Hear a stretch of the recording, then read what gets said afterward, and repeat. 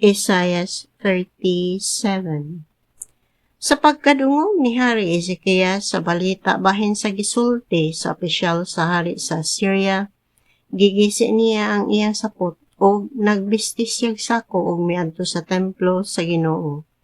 Unya gisugo niya sila si Eliakim ang iyang sinaligan sa palasyo, si Sebna ang sekretaryo ug ang mga kadagpuan sa mga pari sa pag-adto kang propeti Isaias nga anak ni Amos. Sa ilang pag-adto sa propeta nagsulob usab silag bisting sako. Giingnan nila si Isaias. Nag-ingon si Hari Ezekias nga karong adlaw sa kasubo, sa silot ug kaulawan. Sama kita sa babaeng nagbati apan wala nay igong kusog pagpahimugso sa bata. Hinaut unta nga ang Ginoo nga imong Dios nakadungog sa gisulti sa opisyal nga gisugo sa hari sa Syria aron sa pagbaybiay sa buhing Dios ug silutan niya ang nagsulti niini. Busa pag-ampo in taon sa Dios alang sa nahibilin nga katawhan sa Juda. Unya gitubag ni Isaias ang mga sinugo ni Hari Ezekias. Miingon siya, ingna ang inyong agalon nga nag-ingon ang Ginoo nga dili siya angay mahadlok sa gisulti sa mga sulugoon sa hari sa Assyria agi pagbaybiay sa Ginoo. Himuon sa Ginoo nga makadungog siyag taho aron mupauli siya sa iyang nasod ug didto ipapatay siya sa Ginoo pinaagi sa espada.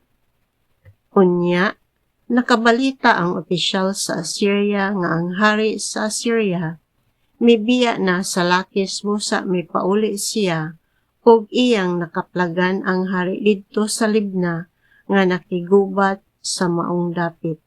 Niadtong higayuna nakabalita ang hari sa Assyria nga si Terhaka, ang hari sa Ethiopia, nga maoy nangulo sa kasunduluhan sa Ehipto, nagpadulong kaniya aron pagpakigubat.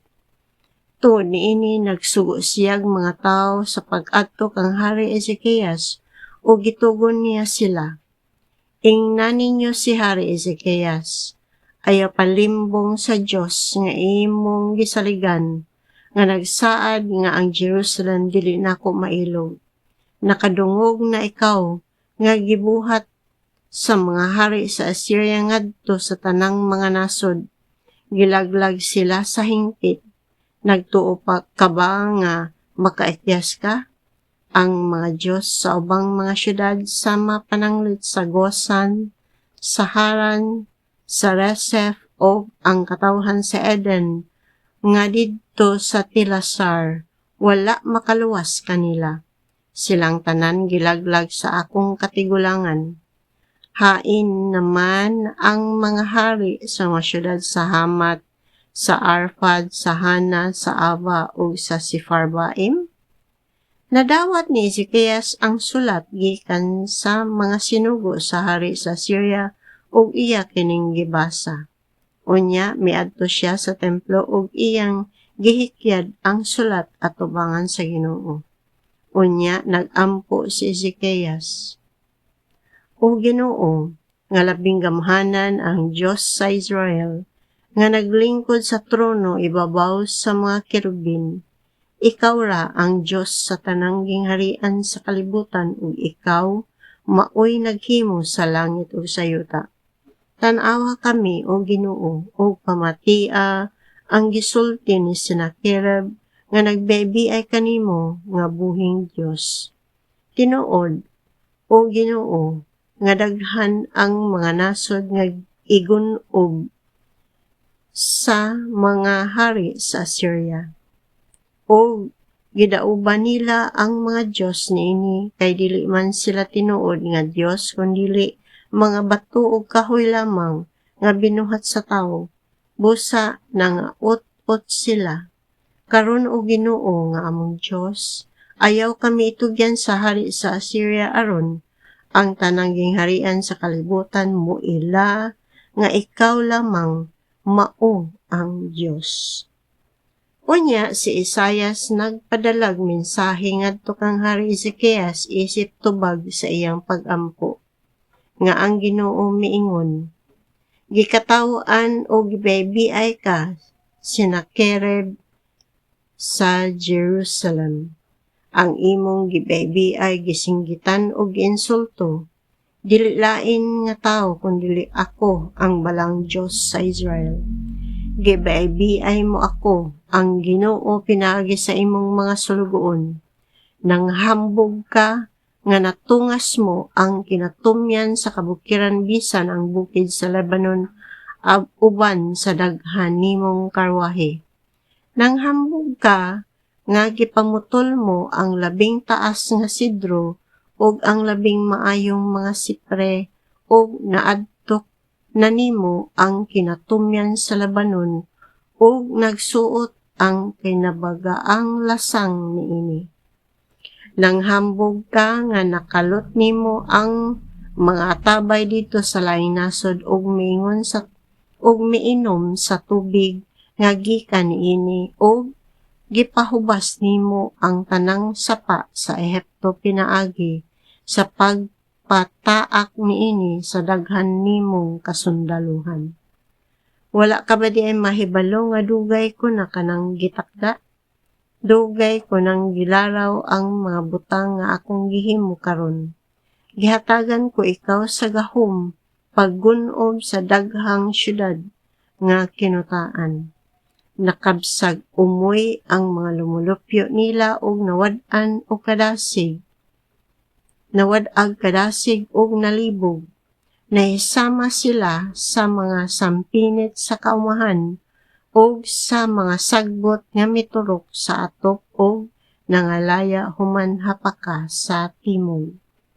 Nasayod ako sa tanan mong gibuhat o sa imong kasilag kanako, kay nasilag ka man kanako o nasayod man ako sa imong pagpagalbo, kauitan kog taga ang imong ilong o bukaduhan ko ang imong bakba, unya guyuron ko ikaw balik sa imong giagian, sa imong pagpaingon nganhi. Unya miingon si Isaias kang Hari Ezekias, ug mao kini ang ilhanan sa mahitabo, karong tuiga o sa sunod nga tuig ang kanon mo mao ang bunga sa tanom nga wala ipugas. Apan sa ikatulo nga tuig makatanom ka mga kalanon og paras ug ang bunga niini maoy kan-a. Ang nahibilin nga buhi sa masakop sa banay sa Juda manggamot ug mamunga, kay sa Jerusalem ug sa bukid sa Sion may pipila nga magpabiling buhi. Tungod sa iyang determinasyon, buhaton gayud kini sa Ginoo nga labing gamhanan. Busa nag-ingon ang Ginoo bahin sa hari sa Syria. Dili siya makasulod ni ining syudara o dili siya makapana bisag usa na lang kaudyong o muanhi nga may mga taming o paghimog tensera libot niini. Muli siya sa ila agi sa dalan nga iyang giagian sa iyang pagpaingon nganhi. Ako ang Ginoo ang nagsulti niini. Panalipdan og luwason ko kining syudara tungod sa akong ngalan og tungod sa akong gisaad sa akong alagad nga si David. Unya ang anghel sa Ginoo miadto sa kampo sa taga-Assyria og gipatay niya ang 185,000 ka mga sundalo. Sa pagkabuntag nakita na lamang nga nagbuyog kining tanan nga patay na. O si Sennacherib nga hari sa Assyria mipauli sa Ninive. Usa ka adlaw niana samtang nagampo siya didto sa templo sa iyang Dios nga si Nesrok. Gipatay siya sa iyang mga anak nga si Adramelech o si Sherezer. Unya nang laya sila ngadto sa yuta sa Ararat. Ang lain niyang anak nga si Esarhaddon maoy mipuli kaniya paghari.